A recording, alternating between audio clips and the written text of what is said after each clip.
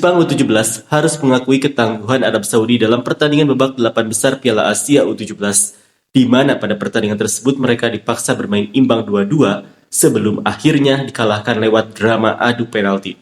Kekalahan ini cukup mengejutkan bagi fans Jepang, terlebih lagi mereka sebelumnya begitu antusias bisa memenangkan kejuaraan ini. Dengan demikian membuat Arab Saudi berhak lolos ke babak semifinal, dan ini membuat peta persaingan semakin menarik karena satu tim unggulan sudah tersingkir. Seperti inilah komentar fans Jepang.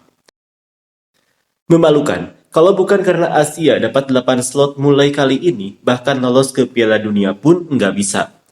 Waktu lihat adegan di babak pertama saat tembakannya melambung tinggi di atas gawang, sebagai orang awam yang cuma penonton biasa saya mikir, daripada cuma asal masuk ke dalam gawang, kenapa nggak nendang aja ke arah tengah, posisi kiper. Siapa tahu kena defleksi dan hasilnya bisa beda. Jepang seharusnya lebih banyak menginvestasikan dana untuk pengembangan generasi muda, terutama untuk pelatih dan manajer di level usia muda. Harusnya bisa mendatangkan orang-orang hebat dari luar negeri yang unggul dalam taktik, strategi, dan kemampuan. Soalnya, timnas senior pun sejauh ini menang lebih karena kemampuan individu. Saya sengaja komentar karena setelah lihat jalannya pertandingan kali ini, saya merasa bagian itu cukup parah, padahal banyak pemain berbakat, sayang banget kalau nggak dimaksimalkan. Jepang memang lemah dalam adu penalti di semua kelompok usia, terima kasih atas kerja kerasnya. Hasilnya memang mengecewakan, tapi semoga mereka bisa bangkit dengan menjadikan rasa frustasi ini sebagai motivasi. Sepertinya Uzbekistan yang akan jadi juara ya. Pada akhirnya, kenyataannya adalah Jepang hanya mampu meraih satu kemenangan di Asia dan bahkan tidak sekalipun mencatatkan clean sheet. Mungkin sebelum turnamen mereka terlalu percaya diri dengan kemampuan sendiri. Tapi yang lebih mengkhawatirkan adalah kenyataan bahwa baik tim U20 maupun U17 hanya bisa menang sekali di level Asia. Harusnya ini jadi alarm serius. U17 saja, kalau slot Asia tetap 4, seperti sebelumnya, mereka bahkan tidak akan lolos. Kalau performanya tetap seperti ini, bukan tidak mungkin U20 juga akan absen bertahun-tahun dari putaran final. Seperti sebelumnya, tanpa evaluasi baik dalam hal teknik maupun pilihan pelatih dan staf, termasuk membuka peluang untuk tenaga dari putaran final seperti sebelumnya. Tanpa evaluasi baik dalam hal teknik maupun pilihan pelatih dan staf termasuk membuka peluang untuk tenaga dari luar negeri, masa depan akan sangat berat. Ya, kelihatannya performa Jepang memang menurun belakangan ini. Kalau kamu gonta-ganti starting line up untuk back dan gelandang begitu drastis, jadinya timnya malah terasa berbeda.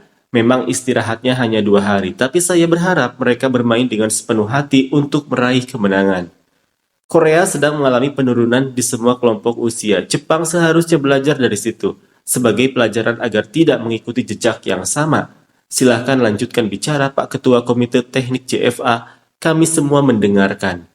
Kelompok usia muda Jepang memang sedang lemah meskipun berhasil lolos ke Piala Dunia. Di turnamen ini mereka hanya meraih satu kemenangan melawan sesama tim Asia. Tim U20 juga mengalami hal yang sama, cuma menang sekali di kualifikasi Asia. Generasi yang dipersiapkan untuk Olimpiade Paris pun hanya sedikit yang mampu menembus tim senior. Ini bikin khawatir soal masa depan timnas Jepang beberapa tahun ke depan. Kalau terus begini, bisa jadi tim yang sekarang justru jadi puncak prestasi bukan awal dari era keemasan. Secara langsung setelah Piala Dunia tahun depan tim ini akan langsung melemahkan. Jika generasi ini menggantikan, saya merasa timnas A juga akan menjadi tim yang lemah. Di babak pertama ada beberapa tembakan yang melambung tinggi. Menurut saya lebih baik menendang ke arah kiper, bahkan jika itu bisa diselamatkan daripada berusaha mengarahkan bola ke sudut gawang. Dengan cara itu bola bisa saja memantul atau terdefleksi, mengubah arah dan menghasilkan peluang yang tak terduga. Tidak perlu terlalu memaksakan untuk menembak dengan presisi ke sudut gawang. Selamat untuk tim Arab Saudi, adu penalti memang tidak bisa dihindari karena kegagalan di tendangan ketiga dan keempat memang sering terjadi. Semoga tim ini semakin kuat dan bisa membalas di Piala Dunia. Selamat untuk Arab Saudi yang berhasil lolos ke semifinal. Jepang sebenarnya sudah menguasai permainan, jadi mereka seharusnya bisa menang, rasanya sangat menyedihkan.